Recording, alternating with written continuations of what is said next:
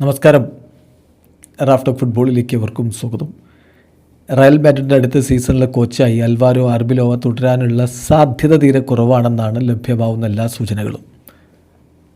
സ്വാഭാവികമായിട്ടും അവർക്കൊരു മികച്ച കോച്ചിന് ആവശ്യമുണ്ട്. മികച്ച കോച്ച് എന്നതിലുപരി ഒരു വമ്പൻ കോച്ചിന്, ഒരു കോച്ചിങ് ലോകത്ത് തന്നെ വമ്പൻ ഫിഗറിന് അവർക്ക് ആവശ്യമുണ്ട്. കാരണം വിനി, എംബാപ്പെ, ബെല്ലിംഗാം ഇങ്ങനെയൊക്കെയുള്ള കുറേ ആളുകളുണ്ടല്ലോ. എല്ലാവരെയും തൻ്റേതായിട്ടുള്ള രീതിയിൽ നിയന്ത്രിക്കാൻ പറ്റുന്ന കോച്ച് തന്നെ വേണം.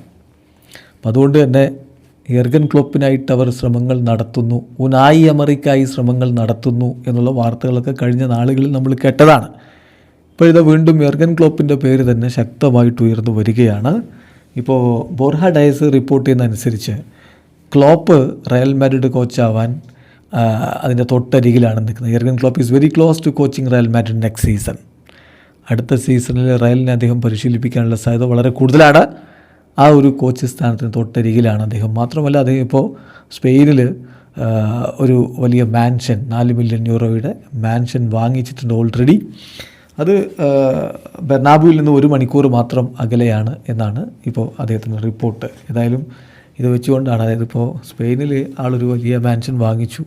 അതൊക്കെ അടുത്ത കോച്ച്, റയൽ മാഡ്രിഡ് കോച്ചാകാനുള്ള സൂചനകളാണ് എന്നാണ് ലേഖകൻ വിലയിരുത്തുന്നത്. ഏതായാലും നമുക്ക് വിശദമായിട്ട് ആ വാർത്തയിലേക്കൊന്ന് പോകാം. അതിൽ പറയുന്നത്, ലിവർപൂളിൻ്റെ പരിശീലക സ്ഥാനം ഒഴിവാക്കിയെങ്കിലും ഇപ്പോഴും ക്ലോപ്പ് വളരെ മികച്ച രൂപത്തിൽ തന്നെ ഫുട്ബോളിൽ തന്നെ ഇൻവോൾവ് ആണ്. അദ്ദേഹം അടുത്ത സീസണിൽ ഒരു പക്ഷേ കോച്ചായിട്ട് മടങ്ങിയെത്താനുള്ള ശ്രമങ്ങളിലുമാണ്.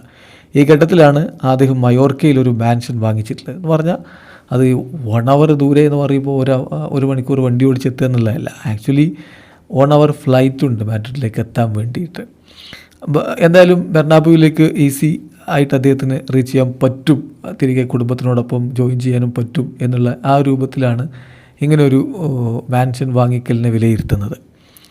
ഒരു ഇക്കോളജിക്കൽ പാരഡൈസാണ് ക്ലോപ്പ് വാങ്ങിച്ചിരിക്കുന്നത് എന്നാണ് ലഭ്യമാകുന്ന വിവരം. 4 മില്യൺ യൂറോസ് കൊടുത്തു. കൂടാതെ 5000 സ്ക്വയർ മീറ്റേഴ്സാണ് അതാകെ, ആ ഒരു മാൻഷൻ ആകെ കവർ ചെയ്യുന്ന അത്രയും വിശാലമായിട്ടുള്ളൊരു മാൻഷനാണ്.